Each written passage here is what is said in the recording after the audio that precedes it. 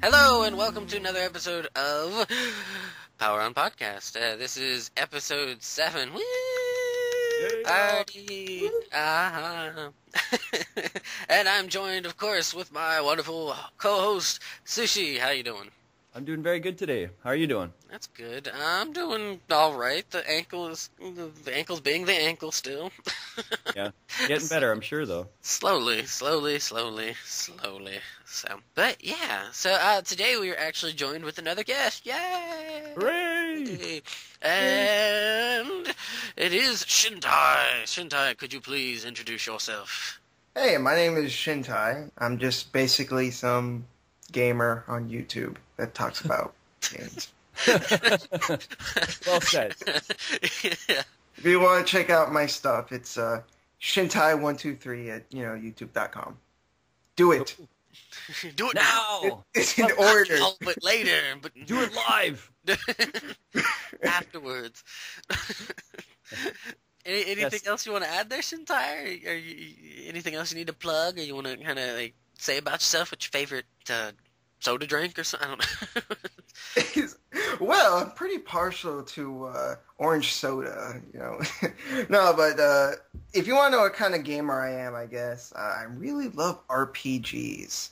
And I know that's kind of a common theme, though, on YouTube. Like, there seems to be a lot of people who are like, oh my god, give me them RPGs. But just throw me in the pile, I guess, because I grew up with them, love them, and it's just a big part of my life. And it's something I've contributed, I don't even know how many hours, and if I could tally it all up, I probably wouldn't want to know.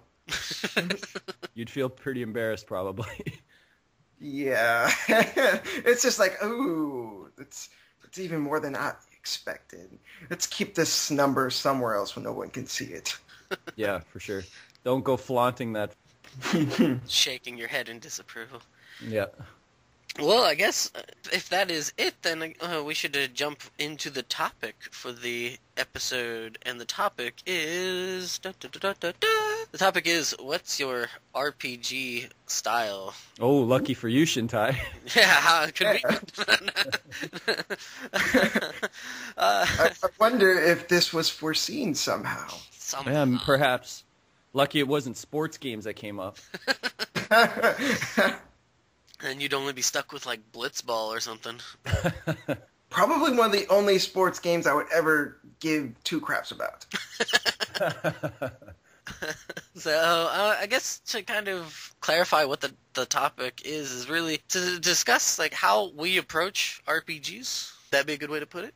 Yeah, I'd say so. Yeah, I think so. So, without further ado, we'll hop right in here and start off by saying that I'm one of the old school gamers, so not like the old ye old, but old. So shiny back in my day.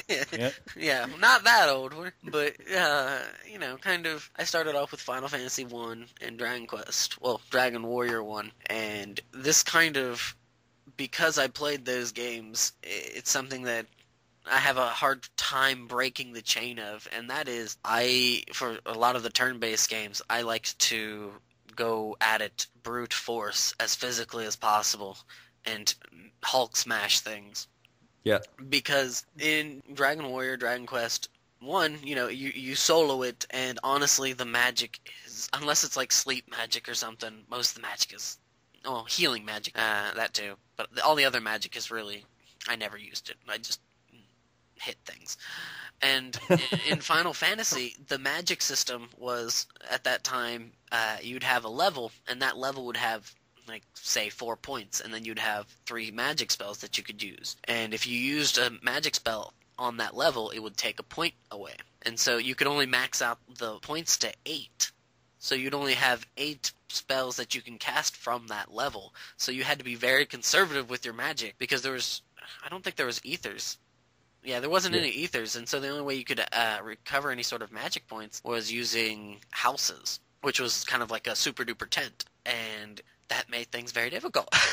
So you had to like conserve as much as possible and just go and Hulk smash things as much as possible there, and that's where it would get kind of difficult at times, especially if you were trying to do the all white mage challenge or the wizard challenge isn't too, the black mage challenge isn't too bad, but like the all white mage challenge, Oh that boy. was a little difficult.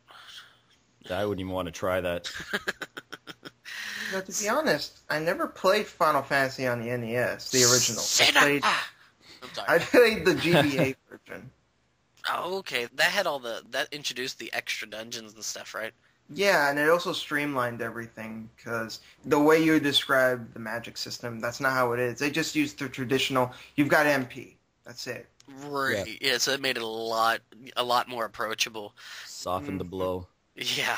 Yeah, once they made it for like the GBA and onward, they added in all that, and the extra dungeons can be a little bit difficult, but it wasn't nearly as difficult, I feel, as the original one, because the original one was brutal at times, because you wouldn't get a life spell until about level 5 in the magic grid, and it only would give you 1 HP, and you could only carry up to like 66 potions. You couldn't get 99, you could only get 66, and those potions sucked. You'd get like 30 some odd health back, and it was difficult. It was one of those. And if I remember correctly, the magic system is a bit reflected upon like the old D&D style. I think maybe I remember reading something that they said that the magic system was kind of similar to that, though I can't vouch for that. But I heard that that's kind of something similar to it. Mm-hmm. Maybe, I don't know, but oh my god, like that. That sort of magic system was really difficult, and so for turn-based, this for turn-based, I really shied away from using magic, and I still do that a lot today. Like when I play Trails in the Sky, I like to. I want to play that so bad. Get it and play. We'll get a PSP and play it. I'm working on it. Do it now. For games like that, they have all these like specials and stuff and magic. I still like to just hit things for some reason. I think it's because of playing Dragon Warrior and Dragon Quest 1 and Final Fantasy 1. I just like to hit things when it comes to turn-based. So like Trails in the Sky, the later iterations of Final Fantasy, Xenoblade. Xenoblade's a little bit different, but just when it comes to the turn-based ones, I really, and Xenoblade isn't, I don't even know why I mentioned that. I'm getting stupid. But for the turn-based RPGs, I really like to just hit and smack things, which I've said like 7 times. So I'm going to stop saying that and push it over to Sushi. I'm the same way as you, actually, Taylor. I started with Dragon Quest or Dragon Warrior 1. So, as you said, the magic wasn't very good for the most part in that game. And you typically just tried to level up just so you could keep using all of your physical attacks all the time. And I think I must be in the same just thought process as you. When I play other games, I just don't even bother to think of magic most of the time. So I'll get to some bosses in some games where you're only supposed to use magic, and I get really angry at the game, just thinking, I hate this game. Why do I have to use magic? I just typically don't use it, except for maybe healing spells. I don't like using magic at all. I don't like using items either. I always feel as though I'm wasting them, and I know I can just go to the next store and buy more, but then I feel like I'm wasting my gold. I don't know what it is. I want to beat things down with just physical attacks, and then just go rest at a hotel or inn or whatever's in the game, and then just go back out and just start beating things down again. Same as you. I just don't like using magic. Yeah, like, the item things I never had an issue with. I'll use them when I need them. Maybe, yeah. I guess I never really had too much of a problem with items, but I wouldn't abuse them. I'd prefer to use healing magic instead of a healing item, because it would cost less, because you could just go to an inn and recharge your MP.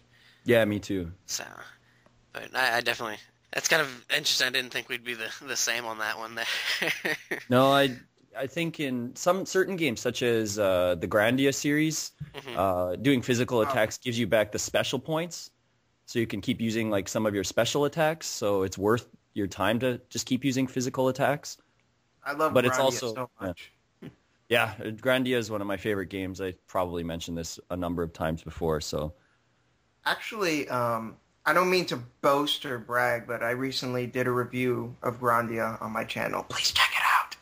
oh Yeah, plug. Nice segue there. But yeah, no, actually, I liked it. I'm not a big fan of Grandia, the first one. That's the only one I've tried playing. Unfortunately, I know a lot of people really enjoy that game. I just, for some reason, I couldn't stick with it. It doesn't resonate with me, unfortunately. Have you ever tried the second one? Well, not yet. I haven't been able to find a copy of it, so... Dude, the freaking protagonist is voiced by Cam Clark. Yep. That alone should give you reason to play it. I have no idea who that is. He voiced Leonardo in the Ninja Turtles cartoon as well. Mm-hmm. Oh.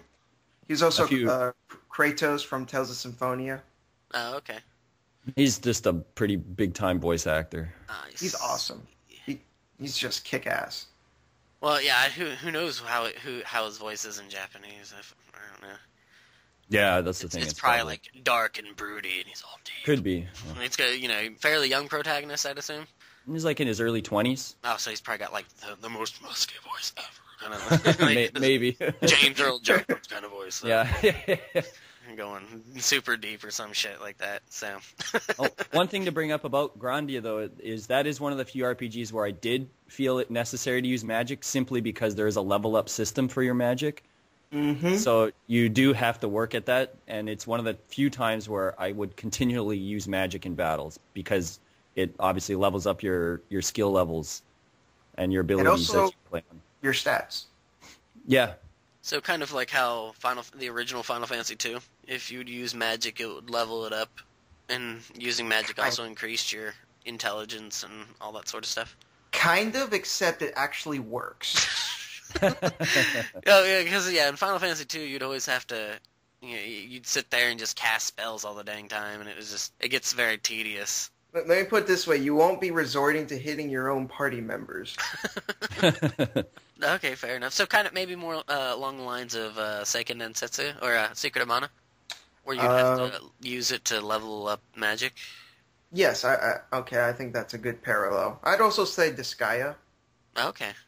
All right. Well, I was about to say, Shintai, why don't you kind of jump in here? What about like turn-based games? How do you approach that sort of RPG? Well, originally, I'd say my first RPG was Breath of Fire, and because the main character can turn into a frickin' dragon, which is metal, Yep. I always had this kind of thing in my head where I wanted the main character to be the strongest because of that game, because that was the first one, or at least from what I can remember is the first one. So I always really wanted to focus on the main character being really strong, and then everyone else would kind of like be support roles.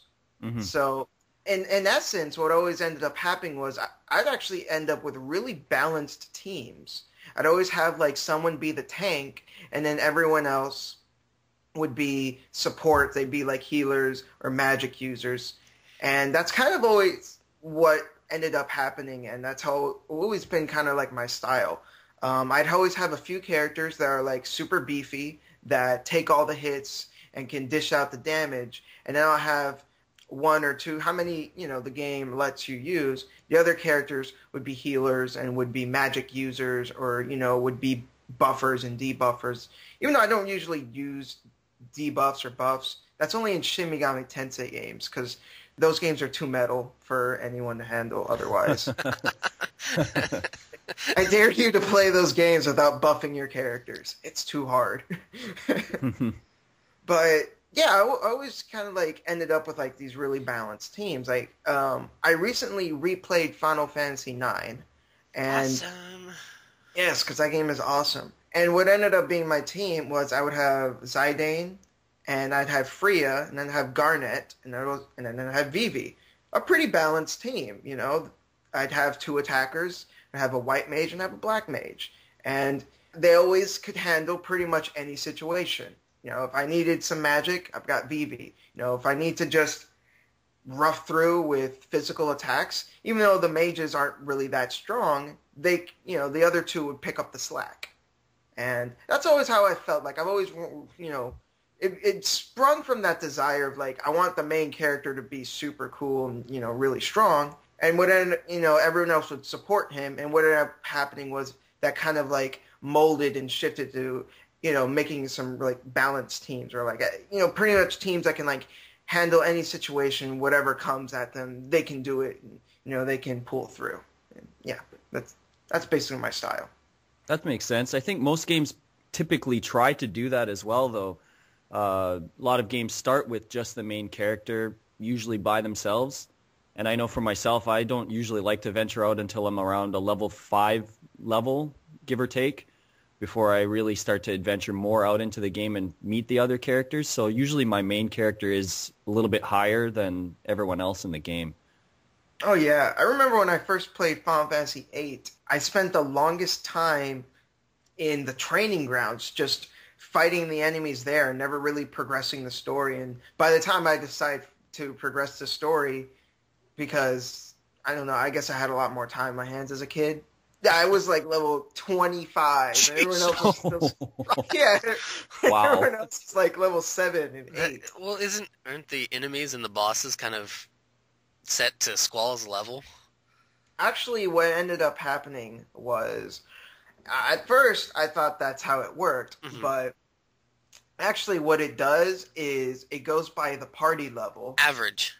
Yes, the average. Okay, all right. So what ended up happening was like Squall would be super strong, and the other characters would be on much lower levels, and so the enemies would kind of be like in the middle. They would be like, since Squall is like level 20 and everyone else is like 7 and 8, the enemies would actually be like 13 or 14, and I'd just decimate them.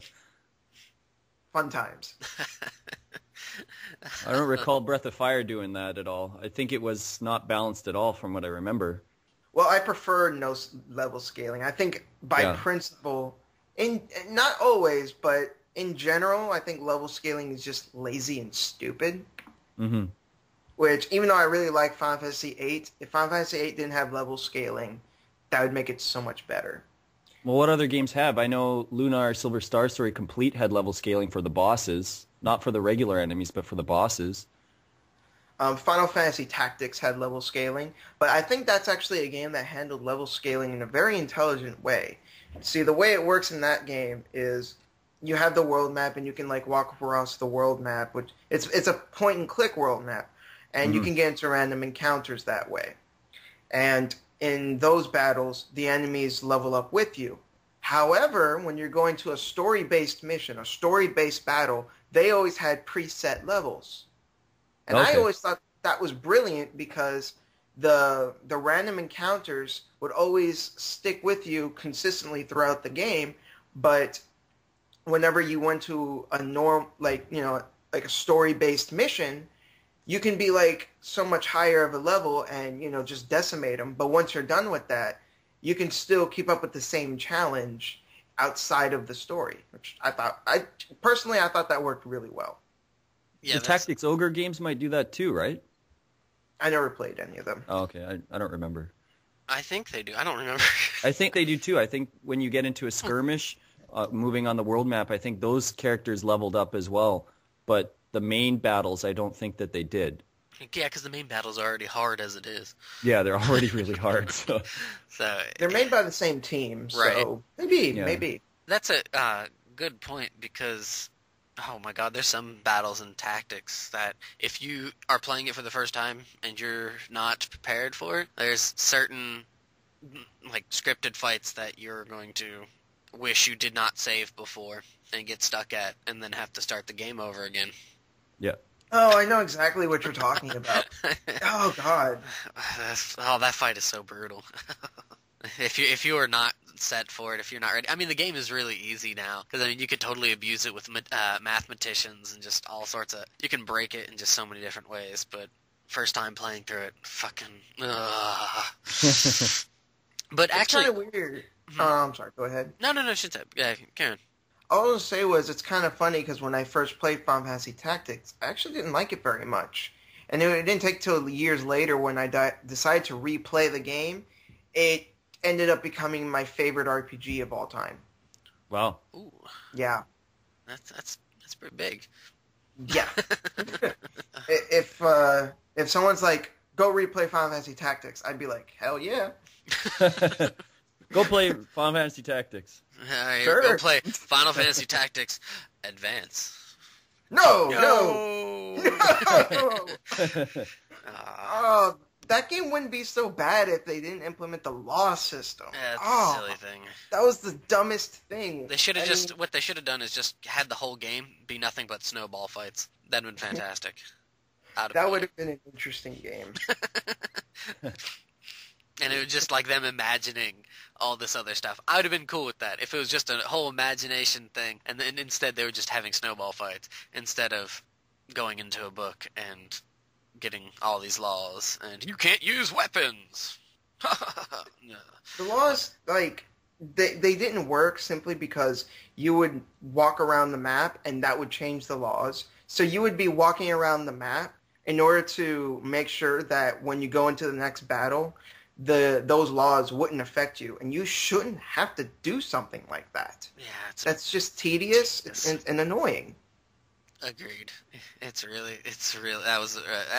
interesting idea. I mean, if they would have like kept certain laws in effect, say there's some sort of high chancellor was killed by magic, so they're like outlaw magic or something. Yeah, cool, whatever. But no, it was just kind of like let's have random grab ass laws that. Yeah, whatever. Anywho, grab ass laws. Those should be illegal. Well, yeah. Aren't the children underage in that game?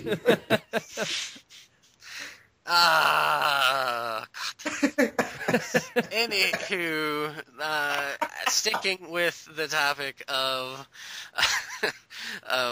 tactical RPGs, I approach these a lot differently.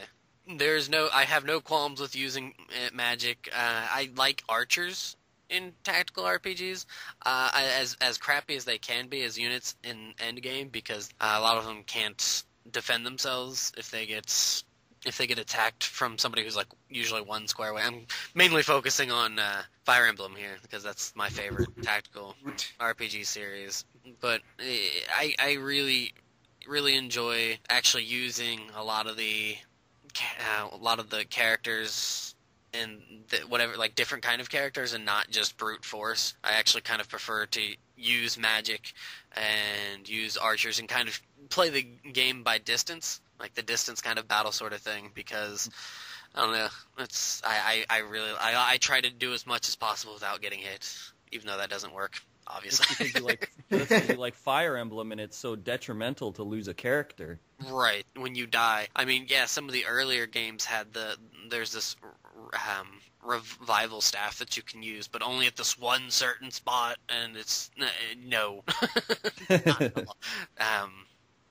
But yeah, it's because of Fire Emblem and because of how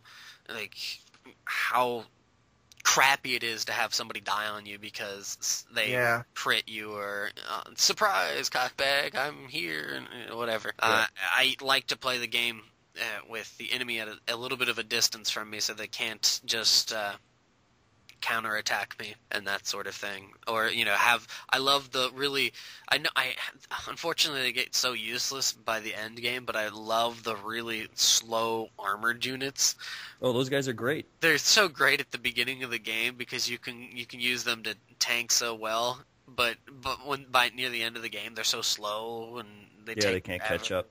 And so the stronger units will just absolutely just crucify them. But I don't know, that's for like tactical RPGs, anything and everything at my disposal is kind of how I go with it. I'm pretty free with that one. So I don't know, how about yourself there, Sushi?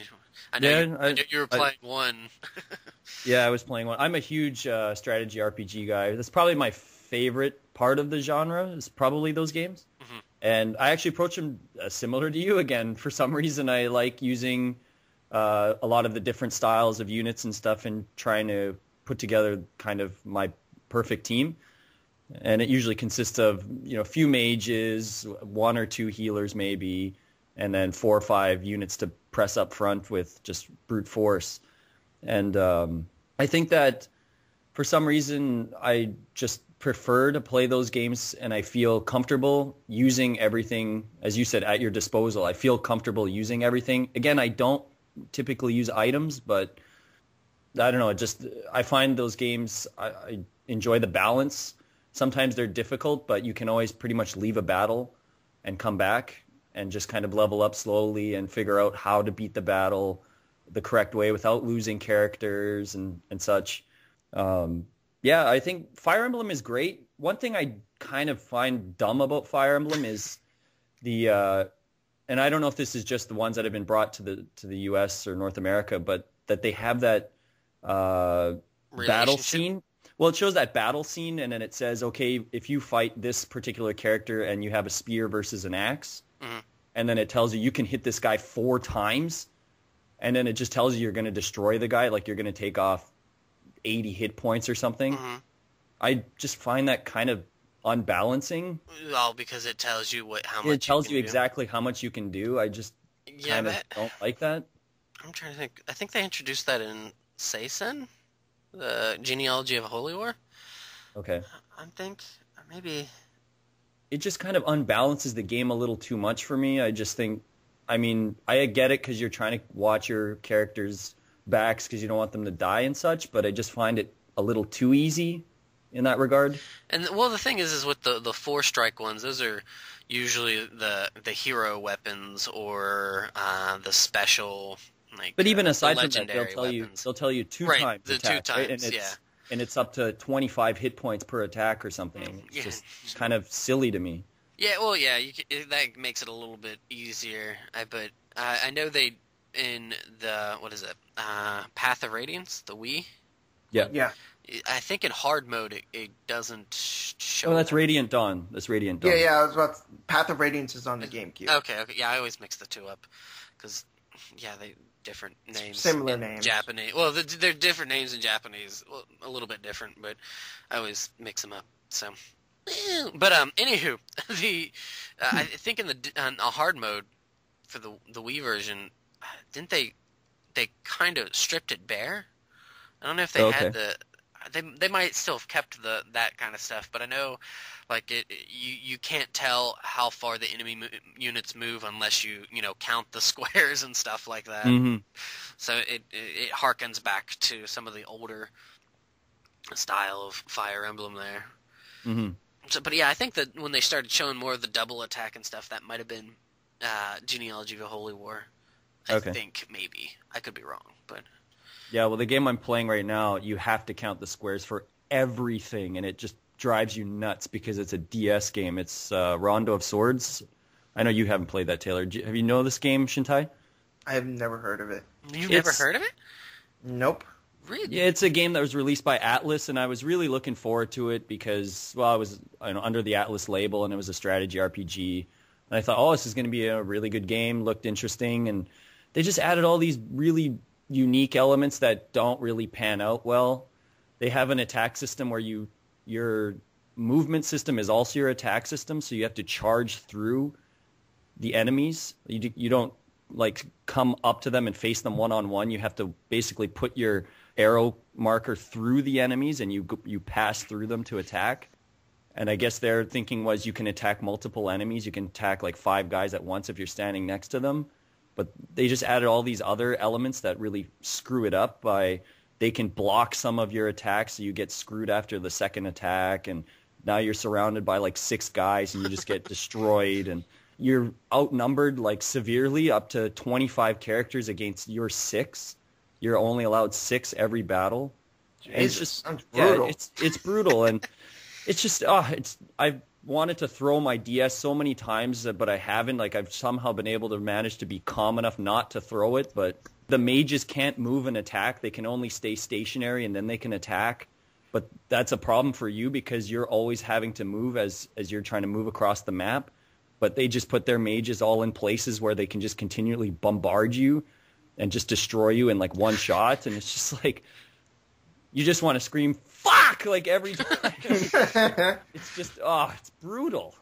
Is it insta death too, or like No, permadeath, or they allow you to keep your character for the next round, but they go into a hurt status, so they're reduced to maybe 50% of their health and shit, and it's just ridiculously hard most of the time. And I've read reviews on it, like other people's reviews, and they're like, it's so fucking easy, and I'm like, yeah, some battles are easy, but some of the battles are just unfair. So, anyways, I'd like to hear your thoughts, Shintai, on strategy RPGs. Well, the first strategy RPG, or as I like to call them, grid-based RPGs, it was actually Vandal Hearts on the PS1. Oh, that's a good game. Yeah. Now, that game was very strict and linear and forced you to use a specific team. Right. So, and that was my first foray into that genre, and I really, really liked that game. I actually replayed it quite a few times. Mm-hmm. But if I remember correctly, he did do a review on that. Check it out. I haven't done a review. You didn't do a review of that? I thought you did a review of that. Edit. I thought you did. I thought you did. Who the fuck did that then? I did do a review of another grid-based RPG called Vanguard Bandits. Vanguard Bandits. That's what okay. Yeah. All right. I haven't played either of them, so there you go. Check that video out. And that game is epic because it's basically Escaflowne mixed with a grid-based strategy RPG, and it's like, yes, Escaflowne's awesome. But basically, I guess the style for me was, for these kinds of games, is I guess similar to like Taylor's and yours, is just everything at my disposal. But to kind of change it up, I guess, in Final Fantasy Tactics, one thing that I liked to do was I had my main character, Ramza, and I would get 2 generic soldiers, and I'd have the 2 generic soldiers level up exactly the same as Ramza did. And they would go through the same classes and the same motions, and they'd kind of be like my tanks. And then the other characters I would have, would be like support characters. And yeah, I think that's pretty much it. I mean, because with these kinds of games, it's a little harder to make like a specific team, simply because your teams can usually be like really big, like especially in like Fire Emblem, your team can be huge. And not only that, but most of these games, not always, but a lot of the time, make you have specific characters. Like I was talking before, Vandal Hearts, you only have your team. You can't switch it up. That is what you have, and right. That's it. Although in the Disgaea games, I always found magic to be really pointless. So yeah, I guess in the Disgaea series, it was just melee all the way. Because I never, like, every time I tried to, those characters would end up being really worthless. And they would just get killed off so easily. So I'm like, screw magic. Just, I'm just going to make warriors and stuff because everyone else just dies. Like Flan, jeez, nobody uses her. Yeah. Uses that really crappy bow and arrow. I mean, she's good for healing, but that's about it. Yeah, but... Yeah, no. When Laharl is like in trouble, like way up at the front lines, she's pretty decent for healing, but that's it's basically all she can do. Pretty much. Does she have like a shitty poison arrow or something attack as well? And I forget. Yeah, I haven't played the original Disgaea in quite some time now, and I haven't played the 4th one yet. I don't know. I heard that one was really good. Yeah, I heard so too. We didn't bring up Shining Force at all. Oh yeah, I actually didn't really play that series all that much. I played first. I played a good chunk of the first one, and that's it. Yep. Yeah, there's another one. That's one that really got me into the strategy RPGs. Was definitely Shining Force 2. Actually, really, really good game. I like that the story was a little different. A lot of those games really hinge on kingdoms at war and stuff. Those seem to be the main common theme in pretty much all of them. And Shining Force has that. Shining Force 2 has that, but it's a little bit different. It has a little more of a fantastical element to it. Mm-hmm. And I like that it has all the different races kind of coming together and fighting, this greater evil. You have like the centaur-type knights, and then you have things like wolfmen and flying birdmen and stuff. I always thought that was kind of neat. Yeah. like when I was playing through the game, I thought that was kind of cool too. It's like, oh wow, there's like so many different kinds of races here. Yeah. And Breath of Fire has that as well. A little Yeah, bit, but but not to the extent. Not to the extent, no, Yeah. but it has it still. Yeah. yeah, because in Shining Force you have a really big group of allies, while in Breath of Fire you're still stuck with like your 6 to 7 whatever Right. like size team. Crap guys like Gobi. Go BD fish. uh, well, like with I don't know, with most of the tactical RPGs, it seems like a lot of people shy away from the archers. Do you guys like the archers? Because I love the archers, but they don't seem to get a lot of love. Well, Shintai just said how much Flan sucked. I mean, I know, but But in Vandal Hearts, archers are kick ass in Yeah, that. archers- there we go. All right. It depends on the game. It really does. But majority of the time, archers are not useless, but a lot of times it seems like archers are very. They're good in Fire Emblem No. to an extent. It depends who Well, the the thing fight- is that a lot of the times you get to a point where, okay, for example, you'll have in the Game Boy Advanced games, you have the archers, but then you also have, well, at least in what the heck is the English title of it? The one with Roy. I don't remember what the English title is. It didn't come out in the States. No, so you have Sacred Stones and you have Fire Emblem, and then there's the one that came out that had Roy, Fui no Tsurugi, but there's no. It's like the Sword of Seals. That's, but I don't There's know. only been 3 that came out. Right. Well, only 2 On made it to handheld. the States.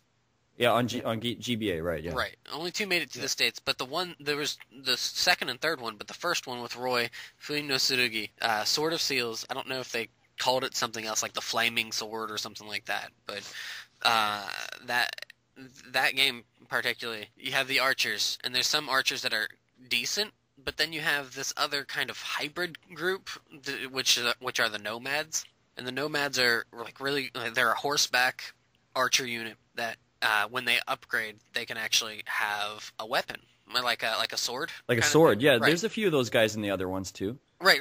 Well, this is the one I was playing most recently, so this one's the one Okay. that's coming to mind. And like those units are good, but your typical archer that you upgrade and becomes like a hunter or something like that, a lot of the times they kind of get put to the wayside because they can't counterattack if they get attacked by somebody who's using a spear or a sword or something. Yeah, they're and gonna they get can't. toasted. Yeah, and they can't fight the bosses in the later levels or chapters because unless they have like a legendary weapon or something, most of the time they're going to get toasted because the bosses have weapons that can attack at a distance and stuff. Magic or attacks or something. Yeah, so I like using archers, and a lot of times archers in tactical RPGs kind of get pooped on. Mm-hmm. Well, rest assured, in Vandal Hearts, they are consistently good throughout the game. Well, then I Yeah, must play this they're game. really good. That's a really solid game all around, actually. Even though you can't change your party, they do a good job of giving you the right characters, because every battle, it seems, they manipulate it enough to be, okay, this battle, the mage is going to be the guy. And then this battle, the flying guys are going to be the guy. There's one guy that can become a flying guy, I guess, the spear guy. And he's like, okay, he's going to be the important guy on this map. They do a good job of kind of making sure that everyone gets their moment of glory, which is nice to see, where other games don't really do that because they expect you to just choose your team and try to work around the map. Cough, Fire Emblem. Well, Certain yeah. units get so terrible growth rates. Fire Emblem also, one other thing I just remember that pisses me off is they always tease you with, you need to go meet this character on the middle of the map, and you need whoever to talk to them.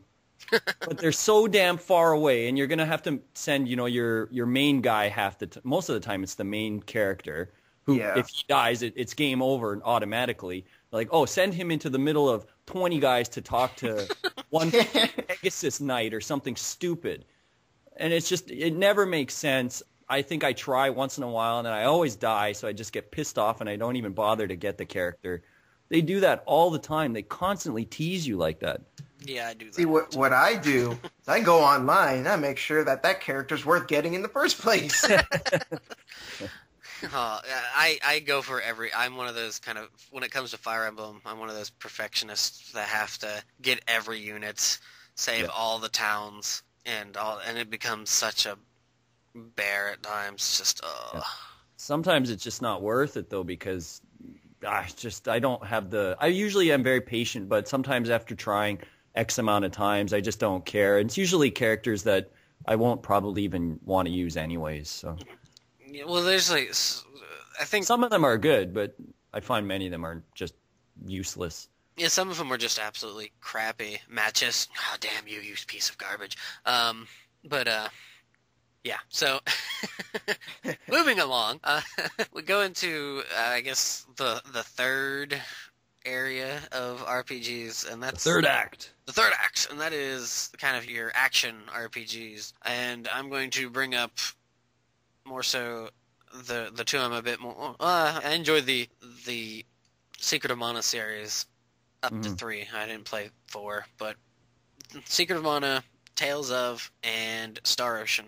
These games seem to, other than Secret of Mana, because Magic can be kind of good, even though it's a bit slow. Specifically, Tales of and Star Ocean seem so useless. In Star Ocean? In both of those series, I feel. It seems that it depends on what the magic does. If it's a chain type attack, then it's good, but otherwise, yeah, probably not so good. Especially in Star Ocean. Like Star Ocean, you don't like magic users seem so like, especially in the end game or the after you beat the game and stuff. Magic seems so. like, I don't know. What do you think, Shintai? Am I barking up the wrong tree there? Well, are you talking about like the older Star Oceans or like the newer ones, or just the whole series? I'm talking like the whole series, mainly like 2 and 4. 2, like I never used magic at all in 2.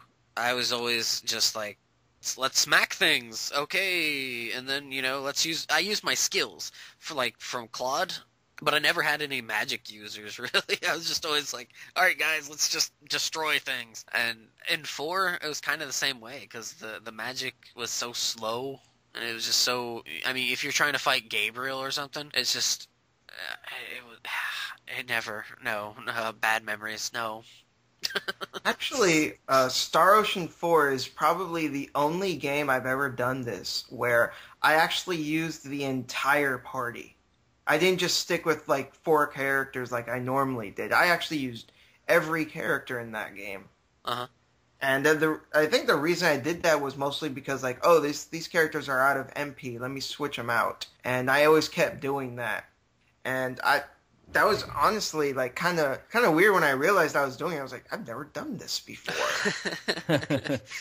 Well, I mean, like I kind of grouped Tails in that a little bit, but Tails you can magic is a bit more useful. It's a lot more helpful unless it completely misses. Rita, damn it, casting fireballs all the time. But like with Tales of, I can see that the magic is a little bit more useful, but in Star Ocean.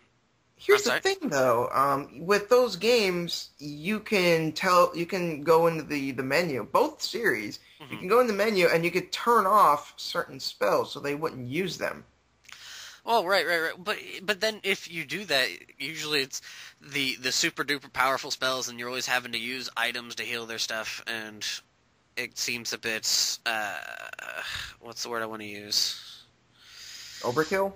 Not overkill. It's like, let's use this super damning spell and then have to charge up our... Like, you can only... If you were to eat food to restore health and stuff, you have to wait like 5 battles before you could eat something again. Or you have to use items to replenish it, and you only had 15 of each item, so trying to balance that a little bit. I see what you're saying. Right, but... it's more of a balancing thing. I mean, you could easily, just, use Super Duper Black Hole or use Tsunami or something, and it covers the whole battle arena, and then you're like, whatever, you're all dead, fuck it. But yeah, I tried to, not do that as much, and kind of just, let the AI kind of be, and of course they would always cast the most stupid spells. Fireball! It's in a straight line. In an arena. I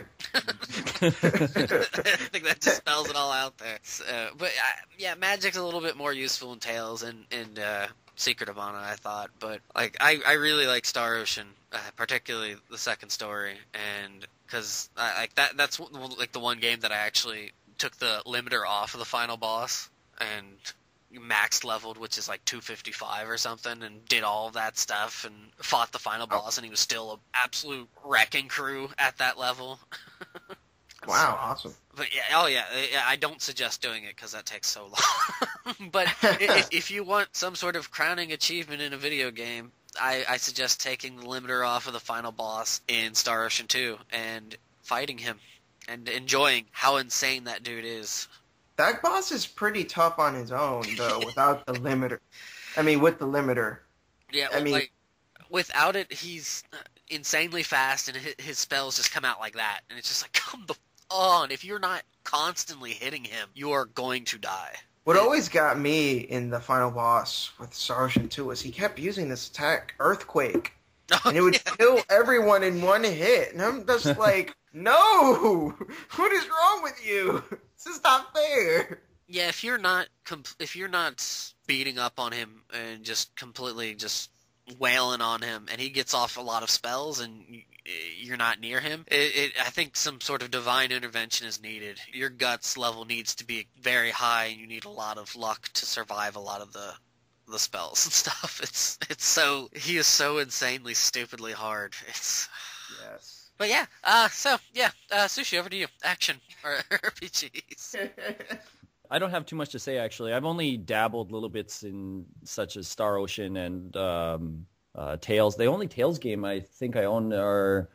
What was the one on the Game Boy Advance? Is that Fantasia? Fantasia, one of the renditions of it. Right, and then... it's pretty bad. And it's such also, a good game, though. Tales of Vesperia. Those are the only two I've really touched upon, and they're all right. They're not really my cup of tea. And Star Ocean, I think I own all of them, but I've only kind of dabbled in them little bits here. I played 2, I think, right to the end, and I think I had similar problem as you guys on the last boss. I was severely underleveled, and I was just getting destroyed, so I had enough, and I stopped playing the game. But, I mean, there's all kinds of other action RPGs, I suppose, we haven't touched on. I mean, Ys is basically an action RPG. Right. Yeah, true. I just can't even think of what else have we missed. You can go into You could argue the Zelda thing. You could argue right. Well, you can go into Alundra. Terranigma. Sure, Terranigma, Illusion of Gaia. Right. Soul Blazer. Demon Souls. Demon Souls, yeah. Yeah, for sure. You could argue... the Yakuza series, technically. Yeah. That's kind of more adventure, but you could definitely argue that as well. Well, you can still level up. And, not much to level up, but... Yeah. Well, I mean, it's 4 statistical levels, but there's still something there, yeah. Well, I guess with what little bit you did dabble in and whatnot, did you mainly just stick to whacking things with a sword? Spear? Yeah, I just typically just because that's essentially what you're doing, right? I mean, you're just basically walking up and just hitting things as much as possible till they die, basically. I'm thinking of like Beyond Oasis, like those kind of games that are... Right. Oh, okay, I see. Oh, that's a good game. That's what I'm thinking of, is more like the top-down, just you're walking around and you're hitting things and getting to the next dungeon, basically. I guess with that then, did you like just straight up just try to approach it slowly to see any sort of patterns, or did you just go in? No, and just go straight in and go for it. Alundra is one that I've heard that is one of the few that looks like it's one of those type of games, but is a very critical thinking type game from what I understand. Alundra is not really much of an RPG as it is like an action-adventure like puzzle game. Okay. It's more about like solving puzzles rather than fighting enemies. Oh, okay. But yeah, not too much to say on that. I have some things I want to bring up after that, though. Okay. So go ahead, Shintai. What do you got? Well, I really like action RPGs. I've been playing the Tales series for a long time now, as well as the Star Ocean series. Mostly what I've noticed with these games is I typically have most of my characters all out, just go and hit things. And usually only one is a magic user. And I think that's usually a good way of going about it, because most of the time you just want everyone to just go in and just like hit you.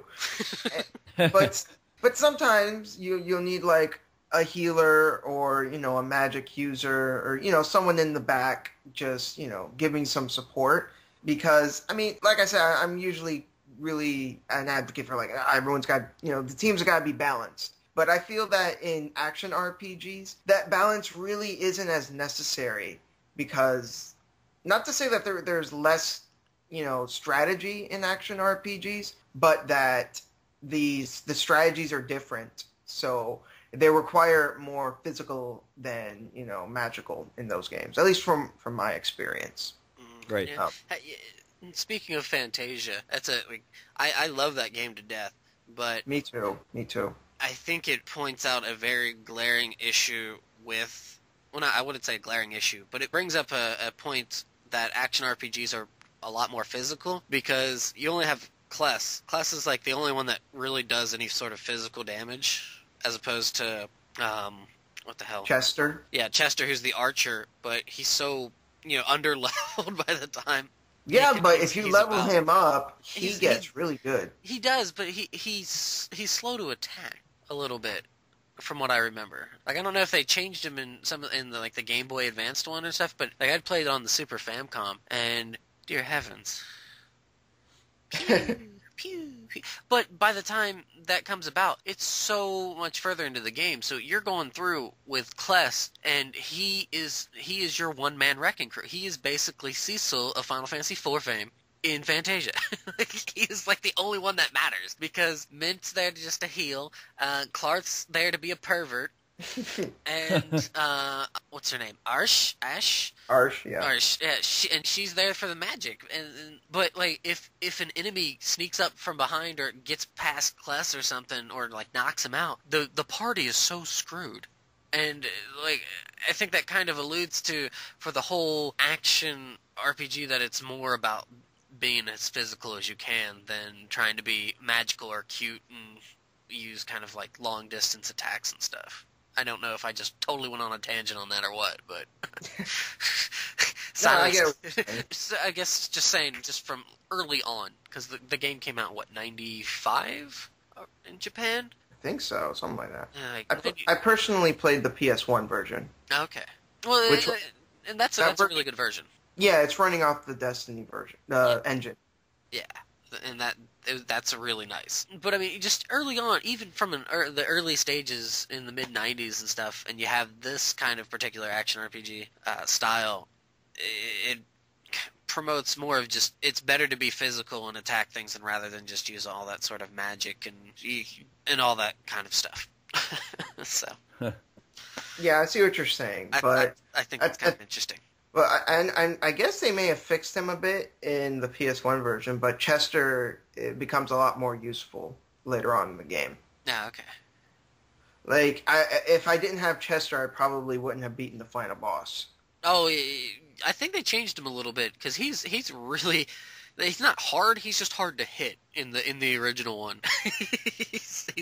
I think they kind of tweaked him a little bit in the PlayStation 1 version.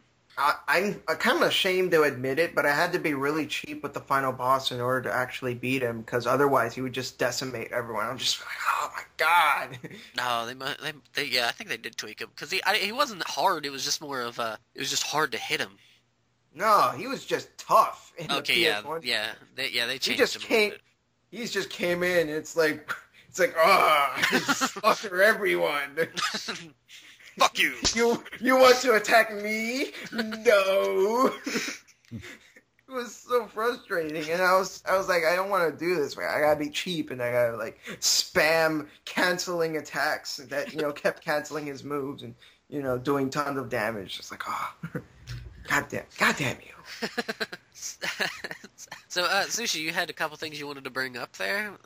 Yeah, just so I had just a couple of sort of negative things to bring up, and one of them is having just too many characters in your roster. Obviously, strategy games, they want you to feel like you have all these options, so I kind of feel less annoyed by it. But in turn-based RPGs, where I have a party system that I'm allowed to use 3 to 4 people in battle, and then I have 10 to 12 characters on my team, it just seems really overkill, and it's just an annoying plot device to make the game longer. It'd be, well, this character has to go to his hometown to pick up his weapon, and just dumb things like that. And so the question that must be asked, of course, is Genzo Suikoden? Yeah, I've only played a little bit of the first one, and I mentioned to you a few days ago, Taylor, that I was really anticipating the third game, but I just did not get into it at all. I don't know. I don't per se have a problem with 108 characters, but it just seems so unnecessary the way they've set up the game. I think if it was a strategy RPG game through and through, I'd probably be more accepting of it. But most of those, like the 108, like a lot of those aren't fighters, though. A lot of them are Yeah, part of the I people realize that are that. in your I realize that, town but and still, stuff. how many of them are recruitable into your battle team? Oh, Roughly how many? 40? 50? not nearly as many as Chrono Cross. Yeah, oh god, that's probably that. Okay, if you want to get really technical, that's probably the worst, actually. Because at I least like Super the game. had what 6 characters at a time, at least. Actually, right? I'd say the worst is Radiata Stories. Oh, is that one really bad? Last time I checked, I think it was like 170 something. Oh, jeez. Jesus Christ. It's just so unnecessary. If you're only allowed 3 people or 4 people in your party, it just doesn't make sense. Yeah, I just checked, 175. No, it's just, it seems like bad plot device portions of the game where you don't even care about these characters. They're just throwing them at you just to be, well, you have options. It's like, yeah, but nobody wants all these options. It's just dumb. Well, until it's a giant alien, then they can lay off. Well, it's not something like that, but Well, at the very least, in Radiata Stories, they can all be ignored. yeah, okay. Yeah, makes sense. I guess in most of those games you can ignore a lot of those extra characters, but for the purists, they're going to probably go for them. Right. Now, Now, Front Mission's bad too. Front Mission has just a bunch of faceless characters. They all pretty much drive the same damn vehicle, and you put on the same parts on all of them. It's just you're choosing a face of a character to be on your team, basically. okay, what about games like Sky or Final Fantasy Tactics where you have generic soldiers? Yeah, and I think Hoshigami did that as well. Yes, it did. And that I can kind of tolerate a little more because, well, I don't like the fact that when those characters die, they're just dead. You've wasted hours of your time building them up. That's pretty annoying. But I guess because they're faceless and because we're talking about a strategy RPG game, it's not as much of a burden because you're not having to find their backstory and all this extra jazz. It's just, okay, we need to recruit some bums for the team. And We need you to meet Shield the healer. we need some meat Go. shields up front. So. Start taking some hits there, guys. But another one that does it but didn't bother me quite as much was Valkyrie Profile. I seem to remember there was quite a few characters that could be recruited in that as well. Yeah. But the end goal made sense to me because they were fighting the battle in Valhalla, and it was like, okay, because the Ragnarok's coming. It's like, okay, I don't really like that I have to go searching for these guys, but at least it makes sense. It wasn't just a cheap plot device. Yeah. So I don't know, that seems to kind of irk me. I don't know if that bothers you guys that much, but... Well, actually, this might be slight heresy, but I also like Western RPGs. And Why would that be heresy? I don't know, because some people take offense to that. It doesn't make sense, but okay. Yeah, because some people are like, you either like Japanese RPGs or you either like Western RPGs. You know, That don't doesn't cross make the sense. streams. Yeah, don't cross the streams. Get lost. Why can't you like Mass Effect but also like Disgaea? That doesn't make any sense to me. But that's actually what I was going to bring up. I'm really excited for Mass Effect 3.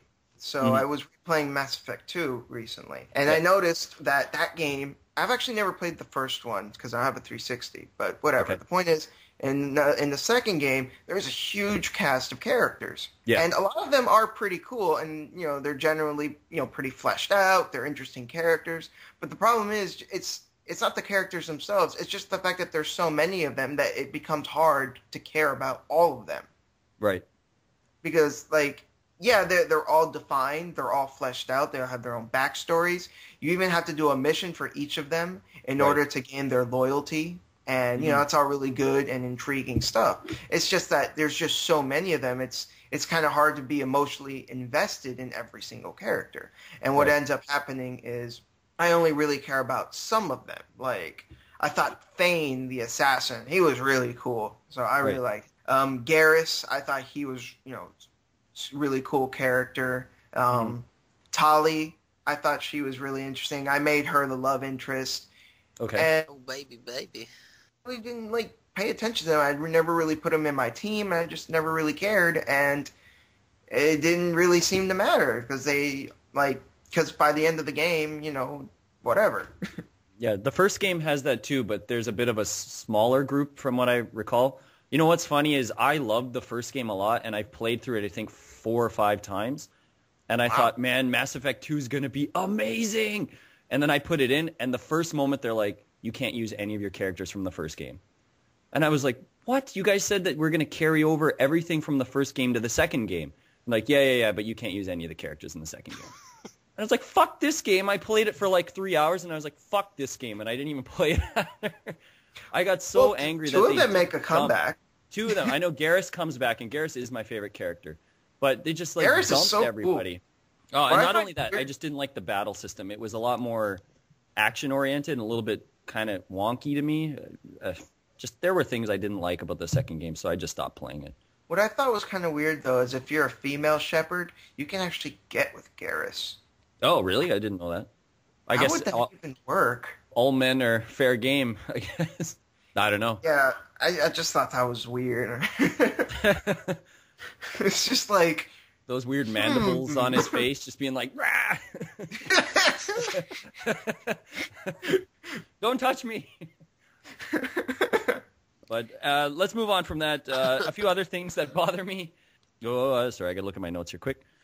Oh, random battles kind of irk me too. I'm not a big fan of the random battle thing. I know this is a bit of a sore point for some people and not, but I mean, I don't get overly angry by them. I just kind of don't prefer them. I like when I can see the enemy on screen, so I have a chance to maybe avoid them if I want to. It depends on how the random battles are done. If they're, if you're Final Fantasy V, if you're going through a certain dungeon that's like 13 floors long and you have to fight the same enemy sprite group over and over and over and over and over and over and over again, and you're fighting like every just changed. Yeah, if you're fighting like every 3 or 4 steps, that can be frustrating. Fighting the imp and then the blue imp and then the orange imp. Well, no. See, those are at least different. I'm talking like the same group enemy. Fighting 3 imps and an ogre. Rinse and repeat. But I don't like when they just change the color of them and like, oh, but this is an imp, but it's not like. Yeah, I don't really like palette swaps. I know every game does it, but sometimes they're just done too much. Different than enemy encounters. Yeah. Yeah, but you're also still fighting the same enemy essentially. I never really had an issue with it. I never palette swaps. I never really thought of it. I always thought it was cool when the palette swaps happened because it was like you're fighting a wolf. And then it went from orange to green, and it's a werewolf. I'm like, oh my god, it's awesome, kind of thing. I was easily amused as a kid. Yeah, apparently you were. Just had to change the color of the box art and be like, oh my god, it's Final Fantasy 2! but it was actually Final Fantasy 1 still. would have been fine with that. A lot of the times, as long as it's at least the enemy groups, either different enemies, different numbered, or a different amount of the enemy or something, at least something changing instead of the same exact thing over and over and over again. And I'm beating a dead horse. A lot of tapping there. I just have to say, Sushi, if you hate palette swaps, don't touch a Gust game, because they do that all the time. Well, I've never really played any Gust games, so... Shame on you, though, for not. Well, not for any real reason. They're still good. Not for any real reason. I just have not.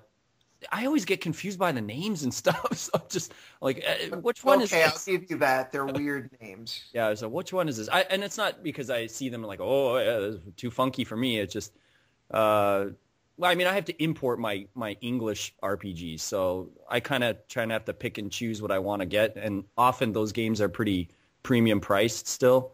They're a little bit hard. Imagine how I feel going into GameStop. It's like, hey, do you have our Tenelico Koga? Yeah. They're like, what? Yeah, I guess I can just copy and paste it in a web browser. Is that fucking English? Yeah, they're just like, you mean Call of Duty 3, right? Actually, yeah, something like that.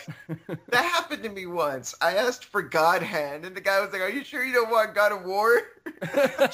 No, because God Hand is amazing. No, I'm pretty sure I know what I want. God Hand is king. Yeah, getting back to the point, though, what do you think, Shintai? Like, I prefer... Okay, some good examples are, obviously, Chrono Trigger, Lunar, Super Mario RPG. Like, those are some good examples of being able to see what's on the screen and either choosing to attack or not. Well, actually, a lot of action RPGs implement that as well. I can't Yeah. really think of any except for like the earlier Star Ocean and Tales games, Hmm. but the newer ones all have enemies that you can see on screen. Right. But me personally, I'm actually not very much bothered by random encounters. I mean, I don't prefer them. I don't like, oh my god, random encounters. But Screen wipe! but you know, I'm not like I don't diss on them either. I mean, I kind of get why people don't like them, but at the same time, I guess my threshold for tolerance is higher than others, and it's like whatever. But there are some games that handle it really well, and I'm like, oh, that's a good idea. Like in the Gust series, not series, but the series made by Gust. Typically, what they do is like they have a little meter, and you run around in the area, and and the more battles you fight, the more the meter is decreased. And when it's empty, no more random encounters until you leave the area and come back. And that's great because you could just like run around if you want to in like the first little room, beat all the monsters, and just raid the rest of the level if you want to. You could do it like that if you felt like it, which That's I cool. thought was really good. And in another game called Cthulhu Saves the World, Yep. it does the same kind of thing, but after your meter is empty, if you want to, you can press a button whenever you want to, and that will initiate another battle, which I think is a really good idea, because if you want to, you can just like keep grinding and just like not wait up for the game, just like I want to keep fighting. So I thought that was really smart. Is that game worth playing? I actually bought that off Steam for like $1, but I just have never played it. It's a fun little parody like of RPGs. Like it takes a punch, a jab at the genre, but it's still a good game within the genre in and of itself. Not amazing or anything, but has a good sense of humor. Nice. I got the packet. Came with Breath of Death 7 with that, which I heard was pretty funny as well. Yeah, I heard. Cool. Yeah, those are just two kind of small gripes. I mean, sometimes that's this thing. I guess random encounters can be handled well, but then I've always found the Breath of Fire series to be ridiculously bad. Just take 2 steps, battle. Take 2 steps, battle. Take 2 steps, battle. And it's not even just one particular game in the series. It just felt like all of them were like that. I mean, in the first game, you could get that potion that could reduce battles. I remember that, but otherwise... So 4 steps per battle? Oh, two was brutal. 2 and 3 were just horrible for that. I don't remember exactly because I haven't played 4 in a long time, but didn't it have like a little indicator? I think 4 had something that kind of made it a little bit less, but like I remember 3 just driving me nuts, and because it was CD based, it always had to load. So you just be like, and you got really frustrating. And 2 was just, I don't know what was wrong with 2, but you would take 2 steps, and it was constantly in a battle. It felt like. In a lot of the Shin Megami Tensei games, they usually have like an indicator. Like in Nocturne, there was a little little danger, thing, you're fucked. Red, yeah, orange it's like thing. you're like, blue, you're fine. Yellow, you're trying to get the red, run. Start saying your prayers. I don't know why they took that out in Digital Devil Saga though. That was kind of weird. I have no idea. That was a good game though. Well, something I kind of want to bring up is the progression through the game itself, like just the main story. Not talking like really the side stuff. Do you guys tend to PL or power level really early in the game to kind of make it easy for a lot of it, and then once you hit a snagging point where it gets a little bit difficult, PL there, and then go through rinse and repeat? Or do you like to kind of go through the game at maybe a lower level and see how far you get, and then eventually you get to like some boss or something that just absolutely decimates you, and you're just stuck there having to grind and then kind of go through it that way? Because I'm a bit more of the latter. I like to go through it a little bit of a lower level to keep the challenge constantly there. And even though there'll be times where I'll come up to bosses that'll just completely wipe the floor with me, I don't know. I tend to like that. How about yourself, Sushi? What's... I typically like to grind in power level, just because I like to buy the best equipment I can at the time and whatnot. So I don't mind getting my butt handed to me at times, but I just prefer to feel more confident going into a battle. Mm-hmm. But sometimes that you feel overconfident, and then you really feel bad after when you get smoked. You think, yeah, I feel pretty good. I think I'm at a good level. Then, oh crap. So yeah, how about you, Shintai? I would say that I just play the game normally. I really don't try to like power level, unless there's something about the battle system that like really hooks me, and then I'm like, ooh, there's something about this I really like. I'm gonna abuse it, but. But I'd say generally, I just kind of play the game as it comes and not really think about grinding or anything unless, I hit a wall and I'm like, well, I guess I have no choice. Right. But, yeah. Generally, I just play the game normally, and, I typically don't power level or try to handicap myself or anything like that. Mm-hmm. Do either of you guys... I know I've kind of mentioned this before, Sushi, but do either of you guys run from battles? Because I never do. Unless I'm... Never! It's just... I'll die before I run. Yeah, the only time I ever tend to run is when I'm, like, playing an older RPG and I need to save and get somewhere. And so I'm like, okay, I need to get the fuck out of here. All right, I suppose, if I'm pressed for time and I'm supposed to be somewhere or something and I got to get to a save point, then I may, but... Otherwise, no. All right. Well, actually, I've been playing this game, Resonance of Fate, which is also made by Tri-Ace, and the game hasn't been like easy or anything, but like most of the random battles have been fairly like smooth. And then I was kind of confident. I'm like, I'm going to this other battle, a scripted one. I'm like, I'm gonna mow him down. Yep. And I wasn't, and I was like, oh, I'm not doing very well. I think it's time to leave.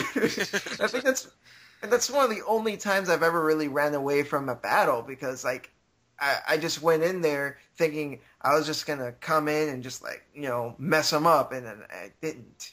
So exit stage rights. Yeah. Tri-Ace is good at knocking you down a peg. They've got some pretty tough RPGs. Oh yes, they do. Like, especially if you want to do the post-game stuff, forget about it. Yeah. Forget about it. Good company, though. Oh, yeah, definitely.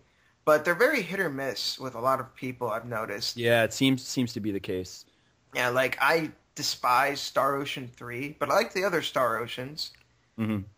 And I think that's it. I think it's the only Tri-Ace game that really rubbed me the wrong way, honestly. Like, I like the other Tri-Ace plot games. Twist.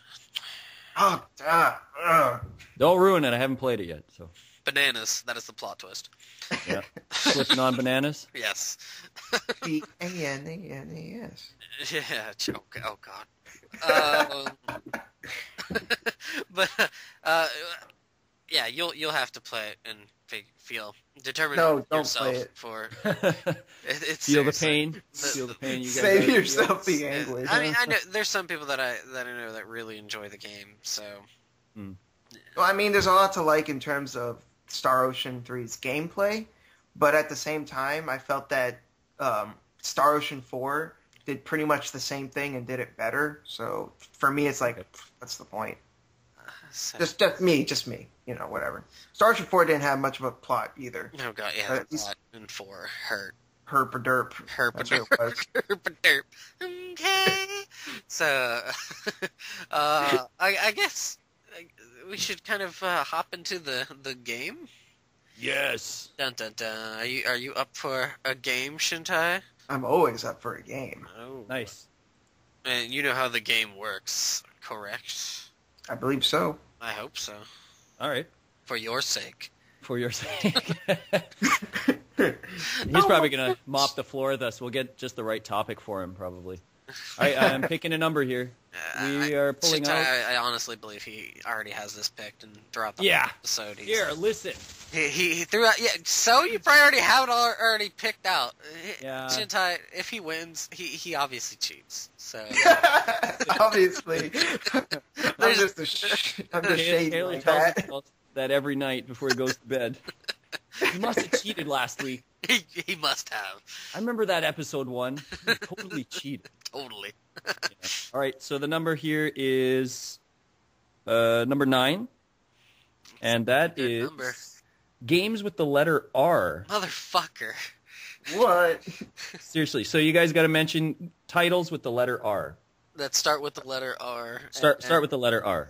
You can't jump from a topic. I mean, you can't like say things in the same series. So if it was things that start with the letter S, you can't say Sonic the Hedgehog and then be like Sonic the Hedgehog 2 and then Sonic and Knuckles. You can't do that. That is not appropriate. That is not It's not kosher. It's not kosher. Right. I am not going to do well in this, mother of God. R's not as easy as I thought it would be. I think R's. You're the one that's like, oh, let's pick difficult letters, Taylor. So we pick difficult letters. But fucking Don't give up yet. I have given up. Not that easy. Shintai's probably going to destroy us. I wouldn't say that. All right. What's the time limit? 10 seconds? I'd say 10 seconds. A billion? Yeah, a billion. Okay. A lifetime. Since you are the guest, Shintai, you will go first, so that is there for you. You don't even get an option, just go. Yeah, you'll get at least one round in.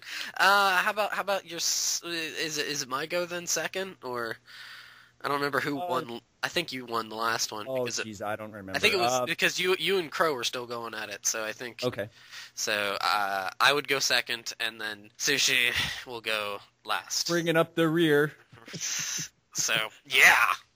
So I guess whenever you are comfortable and ready, good sir. All right then, RuneScape. Resonance of Fate.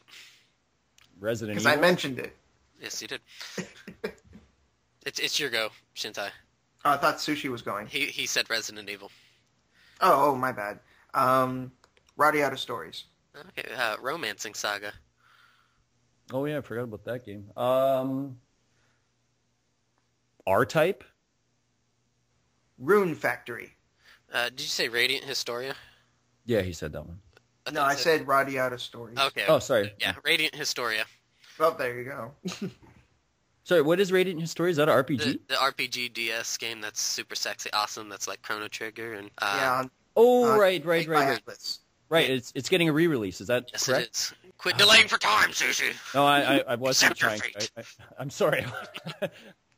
I really wasn't trying to there. Retro Game Challenge. Record of Lotus War. Oh, okay. Ooh, nice one. Ragnarok Online. Ratchet and Clank. Oh, I should have thought of that one. I'm running dry too. Jeez. Doo-doo. I can't think of anything. Tap out. Tap out. Oh, okay. Rhythm Control. You probably got like 1,000 rhythm games or something in mind. Rock Band. Well, no, I don't have 1,000 because that was okay. mind. Didakuma Mainichi. Yeah, what a shocker. That was next. Fuck you. I've never even heard of that. It's a Game Boy Advance game with the bear Didakuma being lazy. It's so mindless, but it's great. Radiant Silvergun. Okay. Does Rockman count, or am I not allowed to say that? I don't know. I would probably say Mega Man. I don't know. What do you think, Shintai? Let's give it to him. Yeah, that's right. Actually, you should give it to me because I let you have an earlier one. I remember this. I let you have the Japanese one of Biohazard when we were going over games that start with B. Well, la-ti-da. Well, la-ti-da. You would have lost then, so I'm going to hear. You're awesome, Taylor. I know. I tried. Rogue Galaxy. Oh. Okay. I'm starting to really not know here. It's done, actually. I don't know. No. Actually, I don't think I can think of anything. Yeah, R is a lot harder than I expected. Yeah. So are you done, Taylor, or what? I can't really think of anything. Yeah, I think. So I have to say one to win, right? I guess. Rampage? Oh, yeah. Wow. Totally forgot about that game. I've never actually. I don't even know where that came Very up. forgettable game. Rampage somehow came up in my mind. I don't know why. You know. That game gets boring real quick. Yeah. Rampart? Never heard of that. Nope. Robotron 2010 or whatever that one game is called. Oh, that's an old one. Yeah, it's an old ARP. Bet there's like a Robotech game too. Oh, there's a bunch of Robotech games actually. Yeah, there Ah, are. fucking Robot Tyson, motherfucker! Oh, What's man. Robot Tyson? What's that? No, I guess it's Super Robot Tyson. So, or is there just a Robot Tyson? It's I it's a think it is tactical. Super. I think you're right. Yeah. Oh well, never mind. Rhythm Heaven? Rhythm Heaven. Well, no, because I know it as what the hell? I never think of it as Rhythm Heaven. Yeah, it's got a Well, it's the same in Japanese. I just never think of Rhythm Heaven. Oh, it's I feel translated bad. back. You guys were hyping up that I was going to mop the floor with you, and I was the first one to lose. That's all right. I'm terrible at this game. I thought that you might have like a giant list of games alphabetically sitting on your shelf or something. It's just gonna destroy us. Actually, the games on my shelf are color coordinated, not Oh, okay. alphabetized. What are some other RPGs with R? RPG Maker? That Well, really? yeah, actually. I don't know if that's How a did you forget program. that? It's not really a game. Well, it's a game still. No, it's not. It's a program. Oh, come on, it's a game. It's a program that allows you to then play the games. Right. Allows you to make games, but those games are your own creation. I'm going to call shenanigans on that one. Yeah, well, no, Shenanigans. it was. How can you call shenanigans when it wasn't even put in play? So No, because you're trying to call it now. Call shenanigans on it now. Shenanigans. I'm just trying to think of RPG games, and you're still arguing. Shenanigans! Back to your hole with you, Taylor. Back to your cave and dungeon. Well, Start the making thing your is, like, witch's brew. Like I keep on looking at my collection, and I keep on seeing the da kanji, and that can kind of turn into like an R-A or an L-A, and most of the time it's L-A. So like I'll see the last story, and I'll be like, wait, that's an L. Yep. What the Rast story? The rash story, or like. I can't say Rudra no Hiho because the translation comes out the Treasures of Rudra. Oh, okay. Technically, I guess. So. What the hell? What are some other R? There's a bunch. We did Rogue Galaxy, Radiant Historia, Radiatus Stories. Resonance of Fate. Right. Rune Factory. Rune Factory, right? So you said a bunch. Ragnarok Online. RuneScape. Oh, Rondo of Swords. I'm playing that damn game and didn't even think of it. Hate it so much. I couldn't even think of it. Romance of the Three Kingdoms. I never played, so I don't know if it's an more RPG. strategy. It's not quite as RPG. It's more just strategy. It's I don't know. I'm sure somebody can write in or give us a comment and tell us a bunch of how other games are. Exactly. How did you guys forget your blah blah blah game? How did you forget? There's always someone like that. Yeah. How did you forget Rast Story? Shut up. Sorry, I'm working with like the Japanese titles of games that I own. And Yeah, I'm sure it's tougher to do. So, anyways, yeah. So it's Anyways, Shintai, why don't you replug yourself? All right, cool. Well, again, my name is Shintai123. I'm sorry for having numbers in my name. That's heresy for some. Whatever. You suck. But no, seriously, if you want to check me out, I put up reviews. Sometimes I get on camera and you could see my ugly face, talk about stuff. And I prefer the videos where I'm not on camera too. Don't worry. I put up a lot of those. I don't find you that unattractive, so don't. It's good I have some. Have some confidence, man. Some confidence. Sack up. Just get some makeup. And if you're into anime, I actually have an anime channel as well. I call that one the Anime Room. Yes, I actually was able to find that name not picked by anyone else for some reason. But yes, you can go to, youtube.com/the Anime Room, and I have some anime reviews up there. I've got Gundam reviews. I've got Bebop. Cowboy Bebop, because that is like one of the greatest anime ever. And so if you're into anime, go check that out. Do it now. Definitely, if you are interested in some different RPGs, give Shintai a look for sure. Thank you. For sure, it goes over a lot of the RPGs that aren't really maybe talked about as much. Yes. A good word for it, and not to say like, oh, this is some sort of hidden RPG that no one's ever seen ever played, that nobody ever cared about. It's just ones that either were really good that nobody ever got to slip through the cracks. Yeah, slip through the cracks, or nobody really talks about nowadays, but they may have enjoyed it as a kid. Yeah. Like Vanguard Bandits. Yep. Yeah. Because come on, Escaflowne mixed with strategy RPG. Oh my god, greatest thing ever. And you can look forward to a potential Vandal Hearts episode, perhaps. Yes, now that you've stuck that idea in me. Do it now, so I don't look so bad. It's been surgically injected. I am now morally obligated to do so. Because we said, send the military to your house. It's like, what's my crime? You haven't reviewed Vandal Hearts yet. A crime against humanity. Get on it now. You're out of this country. So so I guess that is it. The end. Well, thank you guys for having me on. This was a lot of fun. Thanks for coming on. Appreciate you coming on. Enjoyable. You came on for the right topic. Nudge, nudge, wink, wink, hint, hint.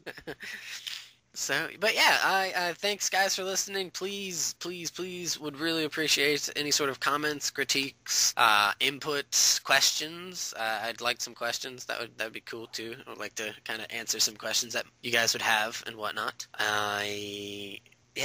I do want to thank JR. He on the forums, he kind of gave some critiques and stuff, and really appreciate that. So I hope we are able to implement said critiques, as well as Segata Sanshiro. I hope I said that right. I think that's his name. Fuck me. I hope that's right. For helping with just kind of helping promote and always leaving comments and always kind of giving some really, really good feedback and stuff. And everybody else who listens and whatnot, you can find us on Twitter, at Power On Podcast, and I did make a Facebook page, and it's Power On Podcast. So if you guys would be so cool and awesome, check those out. Be my friend, like me. Do it now. After you watch Shintai's videos, do it now. And ideas for future episodes would be nice too. We are definitely open to that sort of thing as well. Oh, for sure. And I mean, we do have ideas, so it's not like we're bumming for ideas or anything. Could I spare an idea? Yeah, so we do have a good list of ideas, but it's always, good to hear what other people kind of want to hear. So the outside forces. Exactly. So, yeah. Anything else you want to add, Sushi?